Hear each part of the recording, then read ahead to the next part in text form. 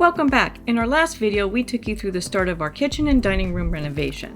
We had just packed up our kitchen and we were eagerly awaiting the startup demo. So let's go ahead and get into it. Wait, what happened? Here we go. No.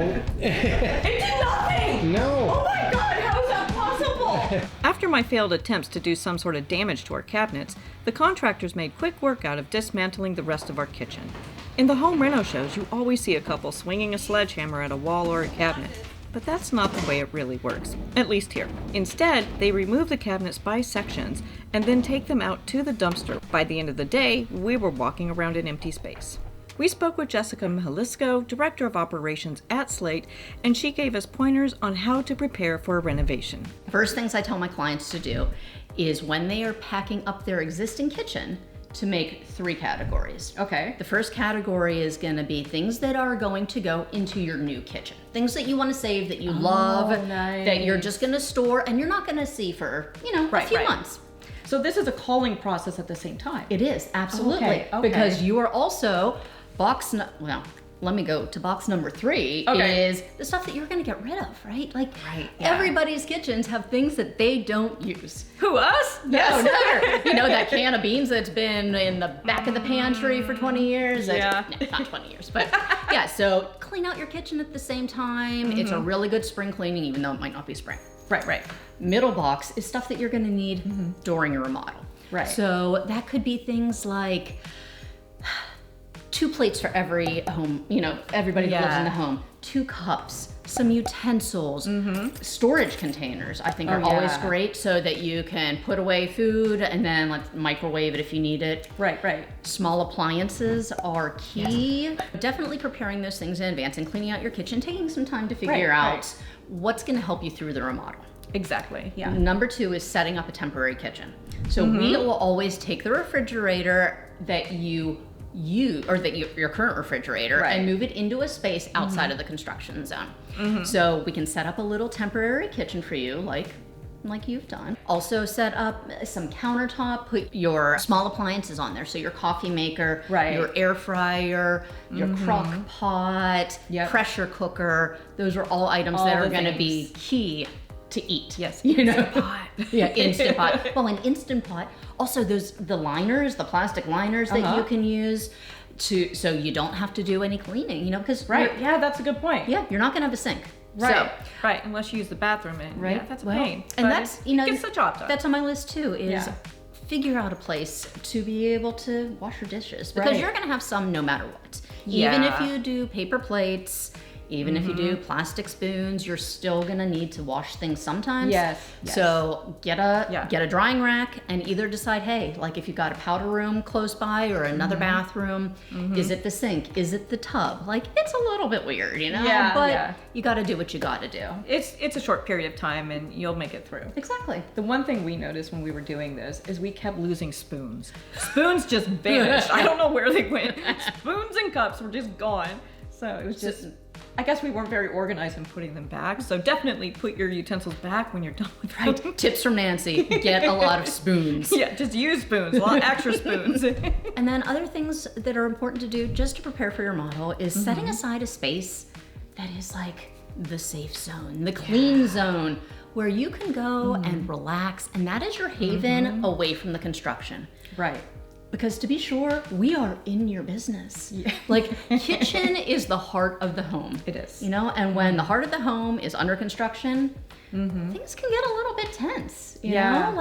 It is, there are strangers in your home, there are loud noises, there are weird smells, there's dust. No matter how much we protect and how much we use zip walls, you're still gonna end up with drywall dust and other things creeping around all over the place. Right. And the biggest thing is be kind to each other and just trust the process. Trust that you've hired the right contractor, that you've done all the work in advance. Be confident in the decisions you've made with your design and sit back and let it happen.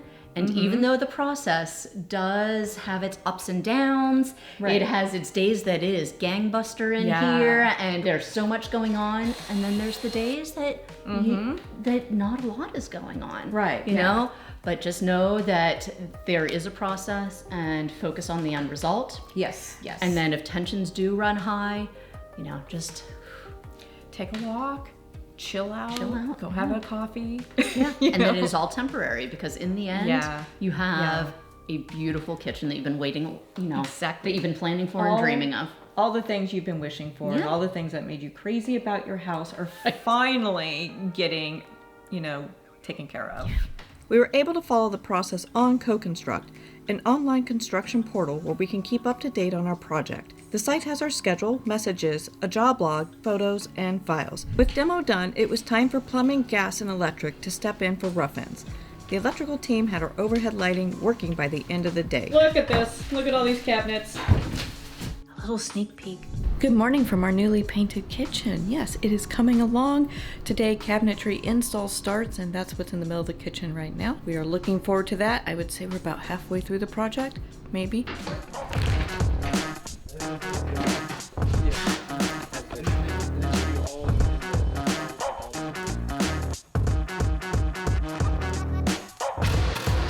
Today we are packing up our living room and a large portion of the downstairs to clear out this area and get ready for the flooring guys coming in next week to go ahead and refinish our floors.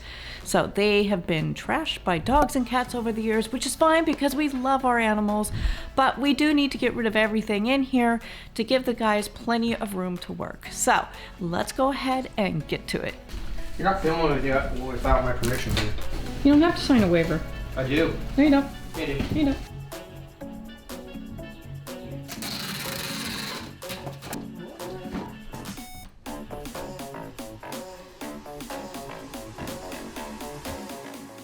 The pod was packed and we were ready for the flooring process to begin. We broke this project into 3 phases. The first phase included the great room and back stairs.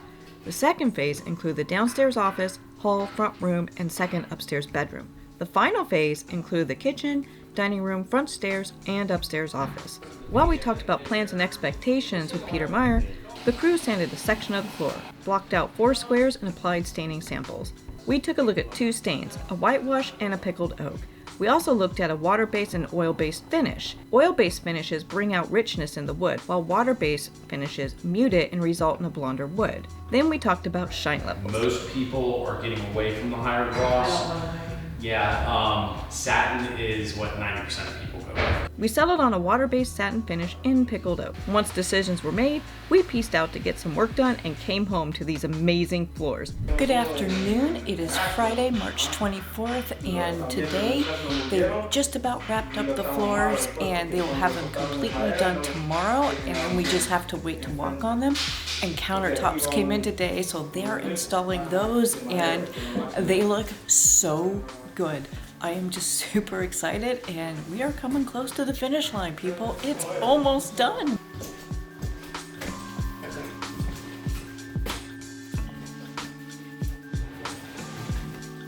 First look at the countertops. What? Oh my God. I'm curious about this piece. This one? I think it's one.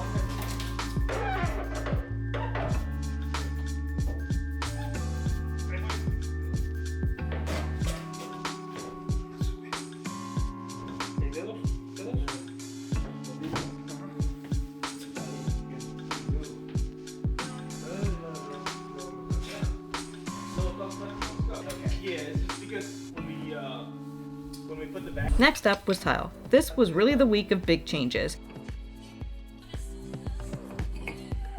I did have some worries about the tile covering most of the wall in the dining room, but once it was in place, it was perfect. By combining the smooth with the texture pieces in an offset vertical pattern, we were able to give the space character without it being overwhelming. With most of the work done, we were on to electrical and plumbing trim mounts along with appliance installation. Everything was looking so good, and I was so happy we decided to extend the cabinets beyond the kitchen into the dining room because that gave us so much more room for storage. Now, substantial completion is when the majority of the work is done and the crew isn't on site daily. Instead, they will be showing up a couple times a week to complete those punch list items. And one of those items for us was hardware installation. We had decided to go with the flat black cabinet pulls from Top Knot. Not gonna lie, I love this installation jig that he used because it made sure everything was perfect and aligned, and I'm sure it made the job go much faster. One of the things we did notice during the substantial completion walkthrough was that the ceiling lights were a little too close to the cabinetry. So we had them come back in and just shift them over a little toward the center. Now, one thing about this process is that it can take a little bit longer because the crew has to slot in those shorter jobs, those 2-hour jobs, between all the other larger projects that they have going on. So the thing that's key is patience.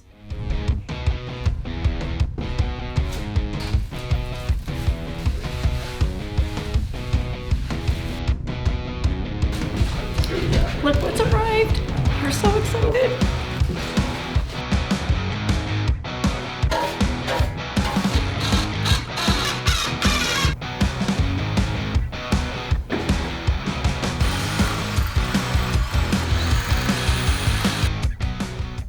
I hope you enjoyed the second vlog where we took you through our kitchen and dining room renovation, and during the third vlog we're going to show you the completed space and we're going to ask a few more questions of Jessica. So I will see you next time. Bye!